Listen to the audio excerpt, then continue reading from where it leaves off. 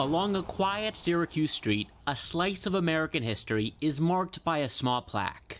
Former Vice President of the United States, Joe Biden, lived here. Rob Mulligan has changed a lot about his home, but not everything. Completely unique. Joe Biden probably touched these because he lived downstairs. Back then, Joe Fahey was Biden's neighbor. We got to know Joe pretty well. Fahey was in his late teens. He remembers how Joe would lend a hand to his sister and her friends as they made their way to grade school. And they'd all stick out their thumb, and he'd pull over, pick them up, and take them to school, and then go on to his own classes. He took those classes at SU's Law School, located back then in Whitehall. SU's campus, very recognizable. The type of loyalty that this school has extended to me is truly rare. The law school is now located in Dineen Hall.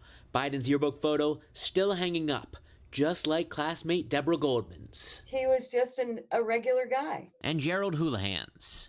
And he was always talkative and friendly. He was in Biden's small study group. And we were friends. We spent time together. We had parties together. Joe Biden took some of his law school classes right here at Syracuse University's Grand Auditorium, which had just opened up at the time. Biden's classmates told us he would sit here in the front of the lecture hall, not because he had a lot to say, but simply because of the alphabetical seating chart. He didn't seem immature, but he didn't seem like a future statesman either. What do you mean by that? He was not the most outstanding scholar in our class. In fact, Biden graduated 76 out of 85 total students. It's a fact he was forced to reveal during his first run at the presidency in 1987. His admission coming after this exchange. What law school did you attend, and where did you place in that class? In the first year in law school, I decided I didn't want to be in law school and ended up in the bottom two-thirds of my class, and then decided I wanted to stay, went back to law school, and in fact ended up in the top half of my class. His classmates told me his class rank doesn't matter. But in 1987, the controversy spelled the end for Biden's campaign. The exaggerated shadow of those mistakes has begun to obscure the essence of my candidacy and the essence of Joe Biden. One of Biden's other mistakes came his freshman year at SU Law School. He was charged with plagiarizing a section of a paper. Houlihan remembers it vividly. And the only thing he forgot is to put the quotes around it. And that's what we were learning at the time. And I thought what I was doing, honestly, was the right way to do it. Biden was allowed to retake the course to get the course failure stricken from his record. Houlihan remembers Biden as a quick learner in their study sessions. Another student remembers how prepared Biden was to be called on in class to speak about the previous night's reading. And Joe seemed to really, number one, enjoy that. And number two, he's very good at it. Robert Jewett said Biden was not one of SU's party guys. His life instead centered around his wife. As for his friends, Jewett said Biden gravitated towards former football players.